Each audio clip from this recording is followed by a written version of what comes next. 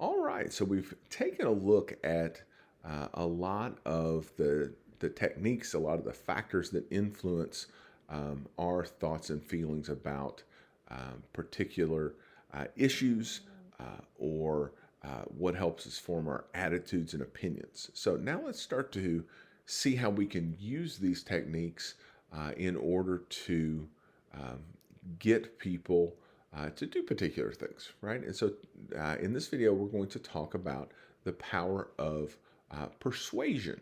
So, how can we persuade people to our particular point of view, to see things our way, or to come to our side on something? Everybody's got these things called ego defensive functions, right? And ego defensive functions are attitudes that we have that let us maintain our opinions about something that we hold really dear, right? So let's say we are presented with information um, that um, something isn't the way we thought it would be, right? If we're holding that very tightly, if that's a tightly held belief that we've got, then we have ego defensive functions that will kick in to keep us from dealing with um, dealing with those issues, right? So, if you've got, I'll give you an example. I told you before I like the Big Bang Theory, and so one of the things, obviously, the characters on the Big Bang Theory like a lot are geeky movies. And so Sheldon, when he starts dating Amy, is very excited for her to see Raiders of the Lost Ark, which is the first Indiana Jones movie. And so she watches it with him, and he's expecting her to say how much she loved it when they get done. And she says, "Well, that was okay." She said, "If you don't mind the glaring plot hole." And so he's like, "What are you talking about? This movie is perfect." And she says, "No, it's really not perfect." And she points out a couple of things. Well, what he does is he starts to automatically just kind of push back on what she's saying, even though um, she's making some good points. It so contradicts his opinions about the movies that he starts to push back. And then eventually, when he can't push back anymore on that, he tries to ruin things that she really likes because it feels like she's done that for him. But that's an ego defensive function.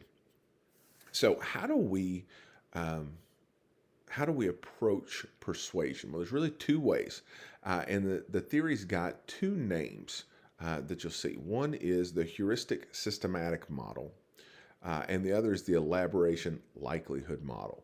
Both models are basically doing the same thing, right? So, what we can do is we use two things, right? If we're using systematics, then we're trying to use logic, right? Reason. When we're trying to get with these people, we're trying to really make a case for why somebody needs to do what we want them to do. And so, say you were trying to influence somebody to feel the same way you did about climate change, right? Then you come with all the statistics and the melting of the polar ice caps and rising sea levels and all of the things that you can do. If you've ever seen like Al Gore's documentary, An Inconvenient Truth, right? Basically, it's an hour of him using science to try to um, persuade his audience that this is the conclusion they should draw, that this is a problem that needs to be addressed. Right? The other way that we can try to persuade people is to go about it a little more roundabout. And it's called a heuristic or peripheral route, right? And so we try to influence people, but we don't use facts and things like that as much as we try to use feelings. So if you look at our little cartoon there, you got Darth Vader saying, "Join me and we can rule the galaxy as father and son." And Luke says, "I'll never join you." And then Darth Vader says, "Well, do you want to go for ice cream?" He says, "Well, wait a minute. Yeah, seldom will I join you," right? And so it's one of those things where you look and say, all right, well, you may not want to do this, but This is more appealing, and then it gives you an opportunity to be more persuasive, right? You have enough of those things, and maybe people are persuaded to do whatever it is you were trying to convince them to do, right? So the heuristic systematic model is a mix, right? You kind of look at the situation, you look at the person, and you say, well, which one do I think will work, right? Well, there's an article that we read called "Why Facts Don't Change Our Minds," right? And so you can see in certain big issues, it the direct approach, right? The central route is not going to be something that is very successful at all. So you've got to find other ways of being influential in that particular case. A lot of it has to do with how we process things. And so when we process messages, right, when somebody's trying to tell us something, there are two levels that we process it on, right? One is what they call the spontaneous processing. That's just in the moment. That's your gut reaction. That is the first thing that's coming to your mind when you start to hear these things. And that could be really positive or that could be really negative. It can depend on the way the message is crafted. It can be dependent on who the person is who's delivering the message, right? And so it connects back to some of the stuff we were looking at in previous weeks. But usually that's happening really quickly. What you want to do is you want to get people to process on a thoughtful processing level. And so that's where you can get people to actually think about what it is that you're doing, right? You send a strong message out, right? You send it out from people who are experts that person is likely to trust, to put some faith in what kind of their message is going to be, and you want to try to connect it personally with your target audience. It's very easy to look and say, it's probably not the best thing for our environment to burn coal. And if you look at the statistics, for a lot of people, that's something that they would maybe agree to.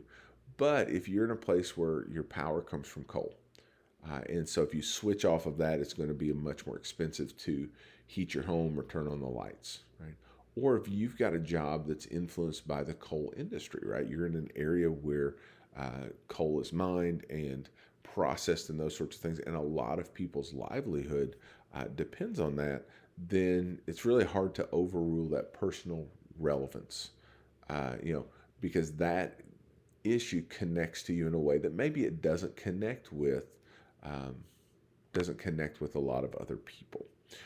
And so if you were going to try and change somebody's mind, it's going to take longer. You're going to have to go through that kind of thoughtful message processing is where you want people to get to. Now, a lot of times, the problem is, if it's something that's a very emotional issue, people will want to stay with their snap judgment, right? Just the way they feel about things. And it can be hard to get them to listen to what it is that you're saying. So if we want to, right, figure this out, right? What characteristics do our messages need to have to figure to be connecting with people, right? We need certain source characteristics, right? So we want the source to be attractive. Now that could be pretty or handsome, or that could be just something that has a good favorability rating. Something that's good, right? I remember several years ago when I was a student at Bloomington, I met a guy in a barber shop. I was waiting to get my hair cut, my roommate and and he starts to give me this look, like kind of like, look at this guy in the chair. And I had no idea who the guy in the chair was. But then the barber saw him doing this, right? And said, oh yeah, this is Jared. He's the Subway guy. Now Jared had actually gone to IU and was like 350 pounds and decided he was going to lose weight. And so he started eating Subway sandwiches. And when he started eating those Subway sandwiches, he lost a ton of weight. And they used him in all kinds of commercials. And for years, he was the spokesperson for Subway sandwiches. Now, there's nothing that stood out about Jared. He wasn't an exceptionally good-looking guy. He wasn't somebody that would have been on television or movies, but his story, right? The idea that he did this, right? And that this was something that worked for him was a big draw for him. So he had uh, attractiveness, right? He had a great story and he had credibility. He had done it. Now, the problem is later on we find out that as Jared got famous, he got into some really bad stuff and had some very poor decisions he was making. Um, and so he loses the attractiveness. He'd still lost all the weight on Subway sandwiches, but he's not in the commercials anymore because people are looking at her like, that guy's a scumbag. We don't want to, I'm not going to do something just because that guy did it. And so this can change back and forth, but that's one of the things that people look at. The other is the quality of the message, right? So how clear is the message? And you want to be very clear about what the positive outcome is for these people doing this, right? If you take this medicine, or if you make this decision, or if you, join this particular organization, then this is what we're going to get out of it. And the more concrete you can make that, the more attractive it's going to be, right? Not just saying you're going to get this or you're going to get that, or you're going to feel good, or there's going to be this. You want to be very specific about what people are going to get out of it. What is this going to do for them, right? If you buy this, then you are going to save this much money a year. Is one big one. And you want to be as vivid as possible. When you're presenting a message, you want it to be something that people can connect to. And so a lot of times people will use real life spokespeople, right? Politicians will do this a lot. I went out and I talked to Ann, and Ann is a single mom with 3 kids, and this program helped her to do this, this, and this. And now, Ann got her degree. She's got a kid in college. And so people can connect with Ann's story, even if they're not in the same situation. Maybe they know somebody who is. And so it helps them kind of decide this is something that I want to support. There is something in social psychology called the sleeper effect. And the sleeper effect is where a message that was unconventional or unconvincing kind of at the time you heard it, maybe even from somebody that you'd say is unreliable, starts to, over time, pick up momentum and steam, right? So basically, you plant a fake idea, and then you just kind of sit back and watch it grow. Great example of this when President Obama was in office, right? He got elected president of the United States, and so people started to say that they didn't like him and his policies, that he hadn't been born in the United States. And you can't, of course, be president. You know this from reading the Constitution last night before we go to bed. You can't be president without having been born in the United States. And so people just kind of laughed it off in the beginning, like, you crazy? He showed his birth certificate and that kind of stuff. But eventually, the lie got repeated enough that it started to take on a life of its own. And there were a whole lot of people that believed that the president wasn't born in the United States. And I was reading his book about his years being president. He said one of his regrets was not dealing with that in a more concrete way sooner, right? He didn't count on this idea of the sleeper effect. Third party effect is where we think people are more influenced by other sources than maybe they are. We give too much credit to the media or to outside sources.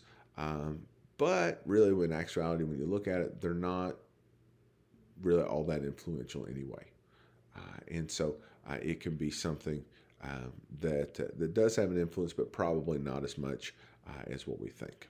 So you learned how to persuade people, but what do we do to resist persuasion, right? If we got these solid ideas, the easiest way to resist persuasion is to have a really strong attitude about something. If it is just something that is a huge issue for you, or even for the person you're trying to influence, it's really hard to change those opinions.